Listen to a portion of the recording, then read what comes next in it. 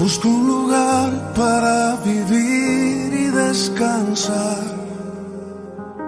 donde no hace falta ni llamar. El mensaje de hoy se titula La cruz, locura o poder de Dios. En 1 Corintios capítulo 1 versículos 18 y 19 leemos: porque la palabra, el mensaje de la cruz, es locura a los que se pierden, pero a los que se salvan, a los salvos, esto es, a nosotros, es poder de Dios. Pablo está diciendo que el mensaje de la cruz para algunos es algo ridículo, precisamente para los que van rumbo a su destrucción propia, pero nosotros, los que somos salvos, sabemos que es poder mismo de Dios. Y el versículo 19 dice: pues está escrito, destruiré la sabiduría de los sabios y desecharé el entendimiento de los entendidos. Pablo está diciendo, como dicen las Escrituras, destruiré la sabiduría de los que se creen sabios y desecharé la inteligencia de aquellos que se creen inteligentes. Hermanos, la cruz desde siempre, desde el principio de la Iglesia, ha sido el símbolo de la fe cristiana. Durante todo este tiempo, la cruz precisamente ha sido el símbolo del Evangelio, ha representado lo que Jesucristo padeció por nosotros y que a través de ese sacrificio en una cruz podemos tener acceso a la salvación. Es lo que llamamos el plan de Dios, también la gracia de Dios, el regalo inmerecido de Dios para el rescate de la condenación de todos los seres humanos que lo acepten, y esto no es religión. La religión es el plan del hombre para su propia salvación y que va en contra de lo que las Sagradas Escrituras, la Biblia, enseña. Debo decir que lo que realmente representa el Evangelio de Jesucristo no es la cruz como instrumento de tortura y de muerte. Lo que realmente representa la cruz es lo que ocurrió en esa cruz. En la lectura de hoy vemos que el apóstol Pablo hace diferencia entre dos grupos de personas y su diferente reacción ante el mensaje de lo que ocurrió en una cruz hace más de 2000 años en el Monte Calvario.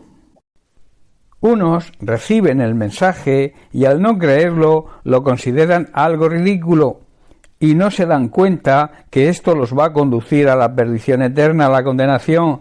Consideran también que creer en el Evangelio de Jesucristo, creer en la palabra de Dios es cosa de locos. Pablo lo expresa de esta manera: porque la palabra de la cruz es locura a aquellos que se pierden.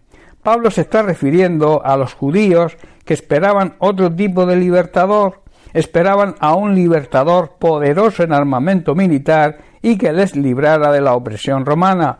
Consideraban una locura el mensaje de Jesucristo, no entendían que sus armas fueran el amor, la misericordia, la empatía con los necesitados, el perdón a nuestros enemigos y que su vida fuera una vida de servicio a los demás, y por este motivo rechazaron a Jesús.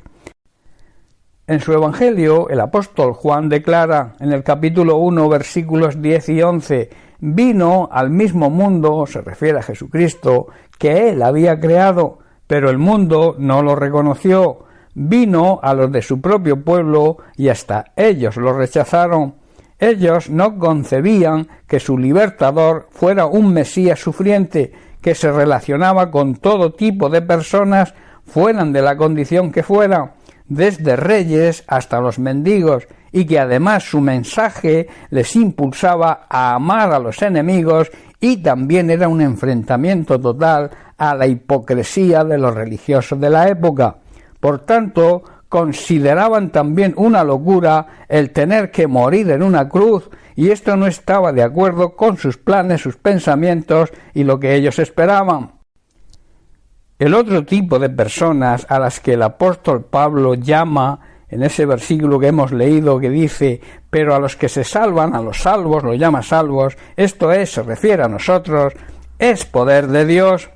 Son, está diciendo Pablo, aquellas personas que consideran que el sacrificio y la muerte de Cristo en una cruz representa el poder de Dios, representa la salvación para todos aquellos que lo reciban y le acepten como Señor y suficiente Salvador, y de esta manera son considerados, son hechos hijos de Dios.